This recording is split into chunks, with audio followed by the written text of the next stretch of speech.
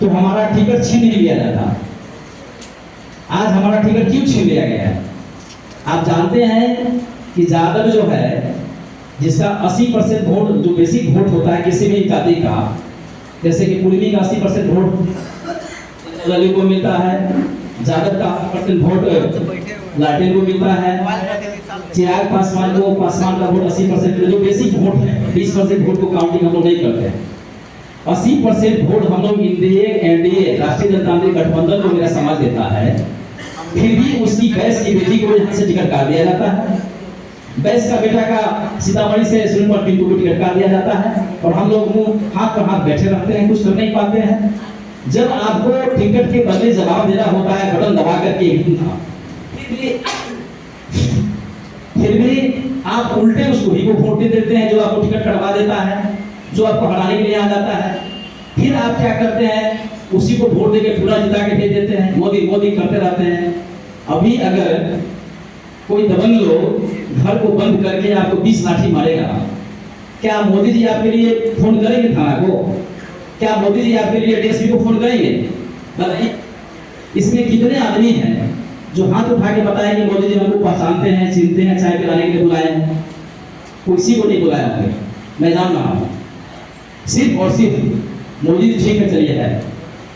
सवाल यह उठता है कि स्थानीय जो मुद्दा है, समस्या है, उस पर कौन मेरा ख्याल रखेगा, कौन हमको पहचानेगा, कौन हमको मान सम्मान देगा, कौन हमारी प्रतिष्ठा के साथ खिलवाड़ नहीं करेगा, कौन हमारे राजनीतिक चेतना के प्रति गंभीर रहेगा, कौन हमारे बच्चे के शैक्षणिक शिक्षा के प्रति गंभीर रहेगा, कौन हमारे सामाजिक क्षेत्रों में भागीदारी बनेगा। वैसे लोगों को हमको चुन करके विधानसभा लोकसभा भेजना है। आज हमारे गार्जियन हैं समीर कुमार महाशय जी और चौधरी साहब, लाल बाबू जी हमारे बड़े भाई हैं। हम लोग सजग हैं, लेकिन समय आने पर हम लोग चुप जाते हैं।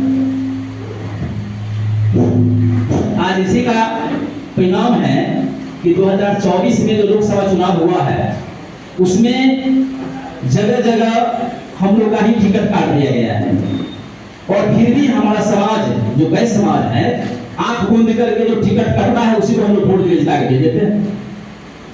आज उसका परिणाम है कि जो यहाँ बताया गया था कि रमा देवी का एज फैक्टर है, राधा मोहन सिंह का इनसे 6 साल उम्र ज्यादा है, क्यों नहीं टिकट काट दिया गया? आरके सिंह का टिकट क्यों नहीं काट दिया गया? जब अश्विनी चौबे का टिकट काटा तो उसके भतीजा को टिकट दे दिया गया। हुकुमदेव नारायण यादव का टिकट काटा गया तो उसके बेटा अशोक यादव को टिकट दे दिया गया। जब रामा देवी को टिकट कर गया तो वैश्य समाज में बहुत लोग प्रखर थे, विद्वान थे, युवा थे, उसको टिकट क्यों नहीं दिया गया? क्योंकि वो समझ रहा था कि अगर इसको टिकट काट देते हैं, इस समाज से कोई प्रभाव पड़ने वाला नहीं है, ये लोग अपने आंख मूंद करके बीजेपी को, गठबंधन को वोट देगा।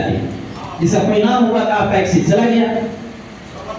और आज जितनी आपकी आबादी है, 8 वोट एमपी यादव से है, 7 एमपी बाबू साहेब से है, और आप इतनी बड़ी आबादी है, आपका 3 एमपी। बताइए क्या एक तरीका है? तो हम लोग जब तक जागरूक नहीं बनिएगा, सजग नहीं बनिएगा, अपने एकता के प्रति गंभीर नहीं होइएगा, अब हम कहेंगे मैं कानून तो मैं कानून की लॉबी करूंगा, कोई सोडी है तो सोडी की लॉबी करेगा, कोई बनिया है बनिया की लॉबी करेगा, कोई तेली है तेली का लॉबी करेगा। तो हम लोग जब तक आपस में बड़े रहेंगे तो हम लोग अलार्म फूट डालो और शासन करो, दूसरा लोग उठाता रहेगा।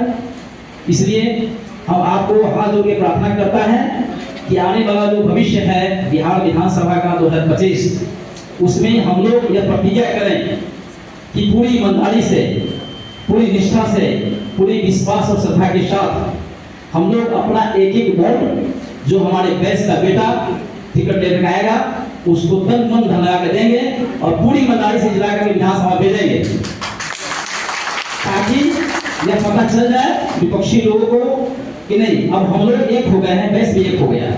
आप देखिए पिछले बार जब 2020 का चुनाव था, यहाँ से लाटेन छाप से टिकट